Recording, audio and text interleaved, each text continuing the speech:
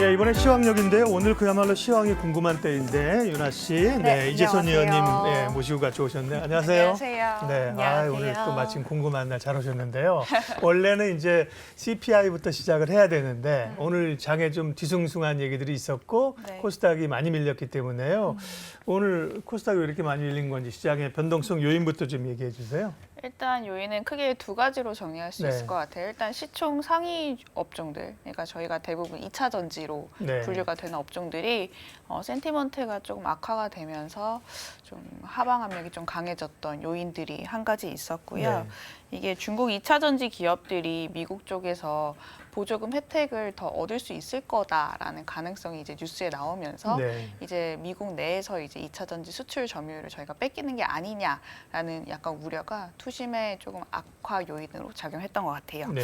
두 번째 같은 경우를 보자면은 지금 뭐 시장에서도 계속 이슈가 되고 있는 저희가 SG 사태랑 약간 유사한 좀 패턴의 그러게요. 그 일부 기업들이 이제 하한가를 맞으면서 시장에 좀 강한 충격을 줬다라고 보시면 될 것 같은데요. 공통점과 다른 점이 있습니다. 공통점 같은 경우를 보자면 저희가 SG 사태로 분류되었던 그 한 8개 종목은 사실 거래량이 그렇게까지 많지 않았던 종목이었거든요. 근데 이번 같은 경우도 보자면은 오늘 하한가를 맞은 종목들이 거래량이 상대적으로 많지는 않았었습니다. 그리고 2, 3년 동안 꾸준히 점진적으로 올라갔던 이제 기업들이었고요. 근데 다른 점을 보자면은 신용융자에 대한 비중이 그렇게까지 높지는 않아요. 뭐 일부 기업들은 사실 한 자릿수 때 신용융자 비중을 이제 가져가고 있어서 이 관련된 반대 매매에 대해서도 이게 확실시는 이제 되지는 않고 있는 상황이기 때문에 조금 더 조사를 해볼 필요가 있을 것 같고요. 또 SG증권사 그 사태와 달리 거기서는 이제 한 증권사에서만 이제 매도 물량이 강하게 출회가 됐었는데 지금 이 관련된 종목들은 이제 전 이제 증권사 이제에서 거래량이 이제 대거 이제 출회가 됐다. 네. 라고 보시면 될 것 같습니다. 네, 그런데 코스닥 시장이 좀 오늘 많이 빠졌잖아요. 그러면 어떤 시장 대응 전략을 어떤 전략으로 좀 가져가야 될까요? 일단 단기적으로 지금 관련해서 수급이 내지는 센티먼트가 조금 약화가 되었기 때문에 코스닥의 신용융자 비중이 상대적으로 높은 기업들은 조금 더 주의할 필요가 있을 것 같다라고 생각이 들고 있고요. 이번 사태가 어떻게 이제 전개가 될지는 모르겠지만 지금 뭐 시세 조종인지 아닌지 사태 파악에 이제 들어갔다라고 해요. 그래서 관련된 뉴스 플로우를 좀 더 지켜보면서 당분간은 좀 관망하는 심리가 좀 짙지 않을까라고 생각을 하고 있습니다. 네, 알겠습니다. 오늘 좀 가장 궁금했던 이 무더기 하한가 이슈는 정리가 잘 된 것 같고요. 아까 또 우리 앵커님이 말해주셨던 것처럼 중요한 이슈 CPI가 전일 발표가 됐습니다. 예상치보다 조금 더 낮은 결과가 나왔다고 하기도 하는데 이제는 지표보다 그 안에를 구성하는 항목별 변화가 좀 중요하다는 말이 있더라고요. 좀 어떤 변화가 있었나요? 맞아요. 이제 전반적으로 사실 하반기 때 지표의 절대적인 수치는 내려올 가능성이 높거든요. 저희가 워낙 이제 높은 인플레이션 압력을 작년 말부터 이제 급하게 겪다 보니까요. 근데 이제 문제는 이제 기여도에 대한 부분인 것 같아요. 근데 아직까지 코어 CPI에서 절대적으로 이제 차지를 하는 대략적으로 한 40%를 차지하는 집값에 대한 기여도는 저희가 이제 뚜렷하게 이제 좀 빠지는 흐름은 좀 제한적인 상황입니다. 그래서 이거는 사실 제가 봤을 때 그때도 말씀을 드렸지만 3분기 말 정도에 가서는 이제 조금씩 더 빠질 가능성이 높다라고 생각이 들고 있고요. 헤드라인 같은 경우를 보자면은 저희가 4% 초반까지 나왔는데 시장 컨센을 소폭 하회를 했어요. 근데 유가에 대한 기여도가 굉장히 많이 크게 빠지면서 이제 헤드라인의 전반적인 하락세를 견인했다라고 보시면 될 것 같고요. 유가 같은 경우를 보자면은 저희가 작년 6월달, 7월달에 뭐 대략적으로 110달러, 120달러 내외를 기록을 했기 때문에 사실 3분기 때 나올 수 있는 헤드라인 CPI 수치 같은 경우는 이제 절대적인 수치는 굉장히 낮아질 것으로 예상이 되고 있습니다. 지금 클리브랜드 연은에서 이제 6월 CPI 예상치를 이제 주마다 발표를 하고 있는데 네. 저희가 7월 중순에 이제 확인할 6월 CPI 헤드라인 전망치는 3% 후반대까지도 이제 떨어질 가능성이 높다라고 보시면 될 것 같고요. 근원 CPI가 사실 상대적으로 조금 시장 예상치보다는 떨어지는 것보다는 그냥 부합하는 정도, 쏘쏘 정도였는데 이거는 사실 집값이라든지 여타 서비스 가격이 약간 상대적으로 조금 상방 압력을 높였다라기보다는요. 일시적으로 중고차 가격이 저희가 좀 튀었었어요. 한 그래요? 2, 3월 중에요. 예. 네, 근데 이게 사실 CPI에 한 통상적으로 2, 3개월 정도 후행해서 반영을 하게 되거든요. 그래서 중고차 가격이 전반적인 이제 상승세를 좀 견인을 했다라고 보시면 될 것 같고 저희가 4월 달, 5월 달에 확인할 수 있는 중고차 선행 지수가 메나임 중고차 네. 지수라고 하는데 그거는 사실 4월 달에 빠지고 있는 상황이었고 아마 6월 달도 좀 빠질 걸로 예상이 되고 있습니다.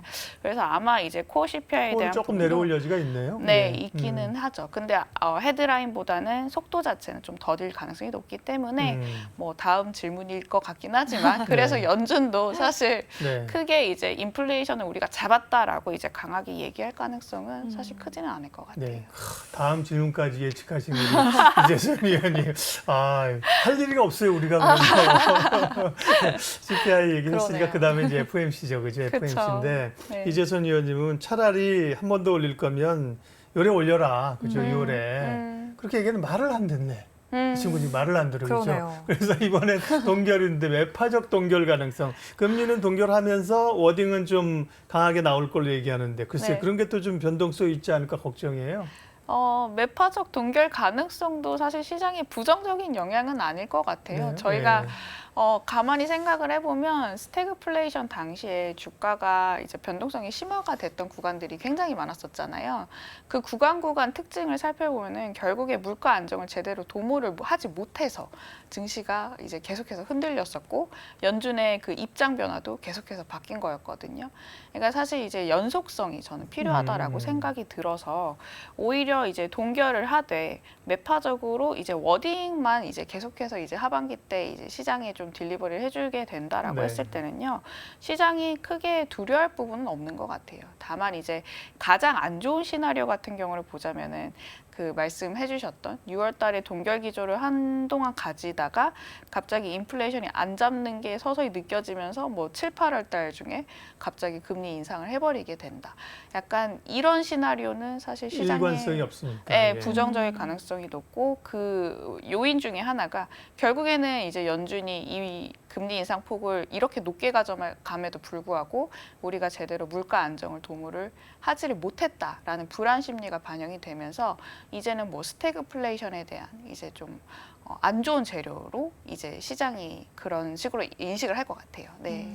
작년 여름이죠. 잭슨홀 미팅 그 제롬 파월이 충격 줬던데 그때도 이건 휴양지에서 하는 얘기라 별 얘기 없을 거예요 그랬는데 완전 뒤통수 맞아가지고 그 잭슨홀 충격 컸었잖아요. 엄청 컸었죠. 그래가지고 조금 우려가 살짝 있어요. 봐야 돼요. 예, 예. 좀 끝까지 지켜봐야겠네요. 그렇죠. 안심하긴 이르네요. 네, 안심하기입니다. 예. 안심보다 등심을 좋아합니다. 안심이 더 비싸지 않나요? 그렇게 하시죠. 네. 이제 금리 얘기를 했는데 이제 네. 뭐 미국도 이슈가 있긴 하지만 다른 나라들도 또 이제 금리 결정 이슈가 있잖아요. 네. 당장 내일 또 유럽이 이제 금리를 결정하게 되는데 유럽은 또 인상이 좀 유력한 그런 상황인 것 같아요. 네. 인상을 할 건지 왜 인상이 좀 유력한지 궁금하고요. 또 이웃 나라인 일본도 또 내일 예정이 되어 있기 때문에 어떤 결정을 할지 좀 궁금합니다. 그렇죠. FMC 회의 이후에도 사실 굵직한 이벤트들이 이번 주에 많기 때문에 네. 굉장히 좀 중요한 이제 그 해석이 좀 필요할 것 같은데요. 유로존 같은 경우를 보자면 근데 저희가 작년부터 이제 그 기준금리 인상 시점 자체가요. 미국 대비해서 좀 늦게 출발을 한 상황이고요.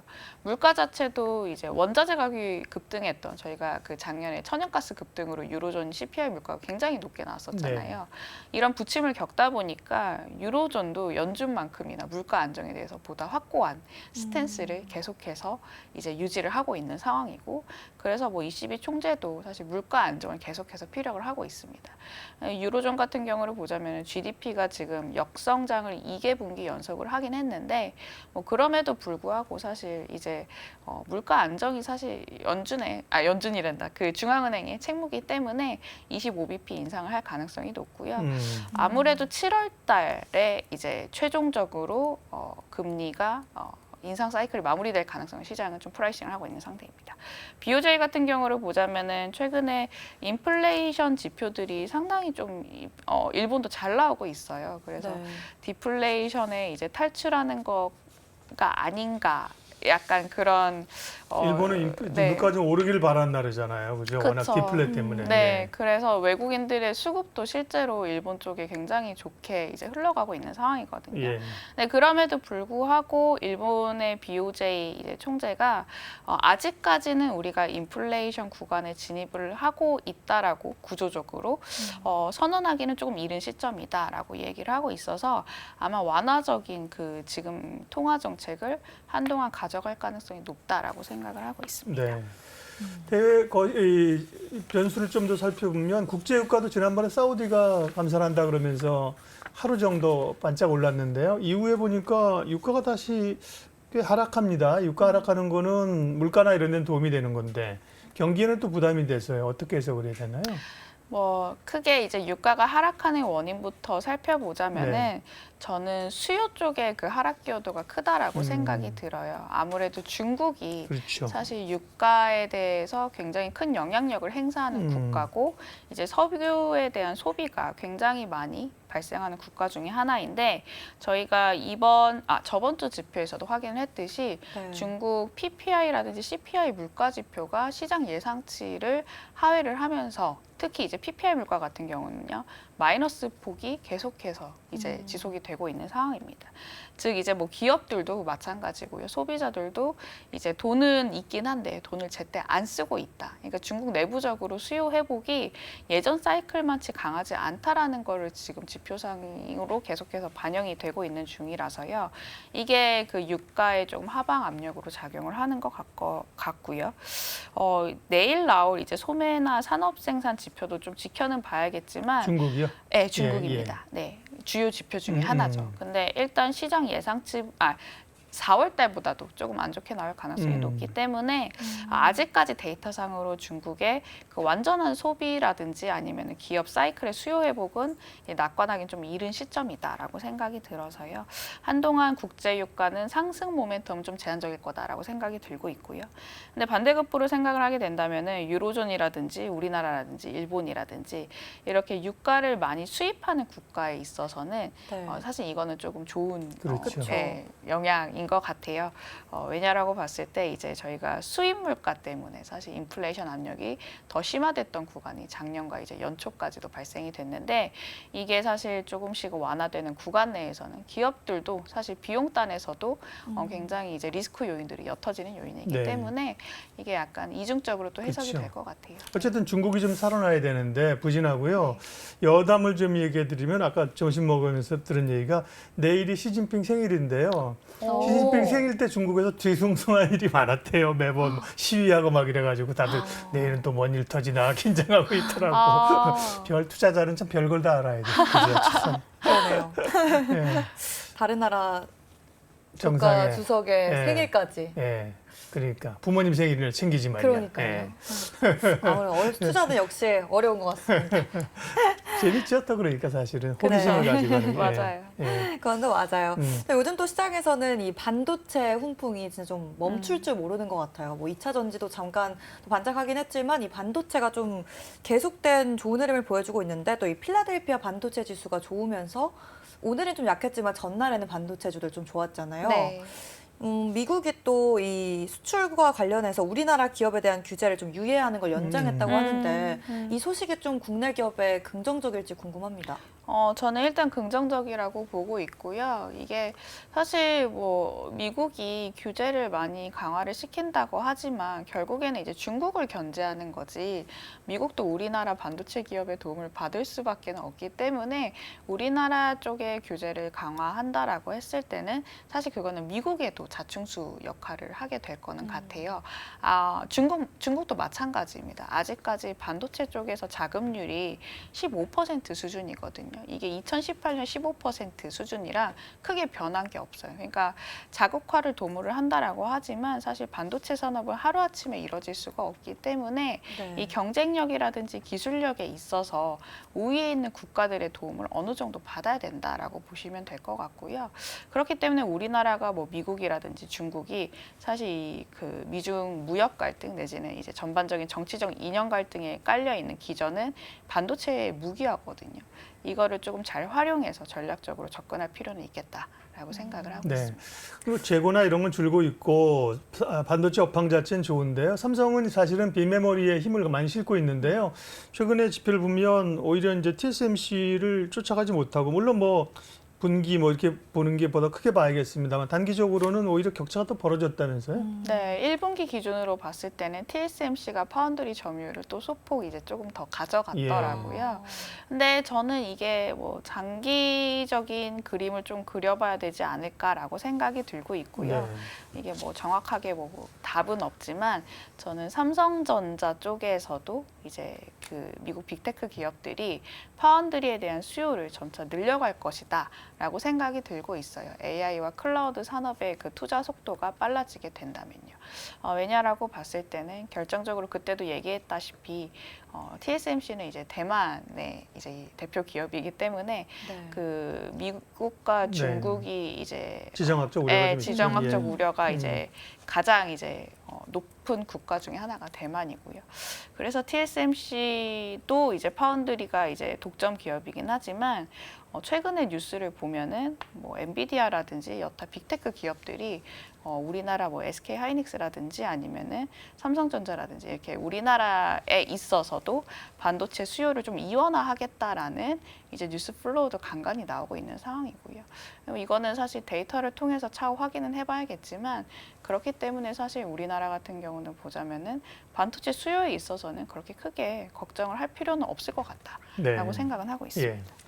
네, 알겠습니다. 저희가 계속해서 반도체 이야기를 했는데 반도체가 뭐 앞으로 계속 좋을 거라는 건 좀 명확한 것 같아요. 그래서 반도체 이외에 6월 이제 벌써 절반 정도 흘러갔는데 이외에 좀 어떤 섹터를 주목해서 보는 게 반도체 투자자- 좋게 보시니까 네. 디폴트로 그쵸? 하고 다른 거 좋으니까. 예, 좋아요. 좀 다른 테마 어떤 게 좀 음. 투자자분들이 봐야 될까요? 로테이션 관점에서 보자면요. 최근에 이제 외국인들이랑 기관이 동시다발적으로 관심을 가지는 모멘텀이 중국 관련 인프라 모멘텀이거든요. 그래서 뭐 기계라든지 화학이라든지 디스플레이 이런 업종에 대해서 굉장히 수급 강도가 조금 세지고 있다라고 보시면 될 것 같아요. 이게 아마도 이제 역설적으로 이제 중국의 경기 지표가 워낙 안 나오다 보니까 네. 이제는 중국이 부양 정책을 시장 예상 대비해서도 더 강하게 낼 거다라는 이제 시장에 조금 기대감이 많이 작용을 하는 것 같고요. 그렇기 때문에 이제 그 로테이션이 진행되는 그 인프라 관련주도 좀 주목을 해볼 필요는 있을 것 같고, 다만 이제 추세 상승을 위해서는 아까 제가 말씀드렸다시피 중국의 부양 강도라든지 내지는 향후 그에 따라서 경제 지표 개선이 보다 확실시 좀 해줘야 된다라고 생각을 하고 있습니다. 네. 자, 이제 흔들릴 이제 상황인데, 그죠? 오히려 흔들리면 좀 뭐 매수하자 이런 기조던데요. 이재선 의원님도 네. 맞으세요? 맞습니다. 네. 밀리면 사자라는 어. 콜을 여전히 드리고 있습니다. 예, 밀리면 사자. 밀리면 오늘 사자. 영원이네. 네, 그 얘기를 마무리하면서 저희는 네. 이재선 의원님 모시고 먼저 퇴근할 테니까 윤아 씨가 알겠습니다. 정리해 주십시오. 네. 마지막 역은 저에게 맡기시고 두 분 얼른 퇴근해 보시죠. 네, 네, 부탁합니다. 감사합니다. 가시죠. 감사합니다. 네. 감사합니다. 이로운 경제 채널 EBC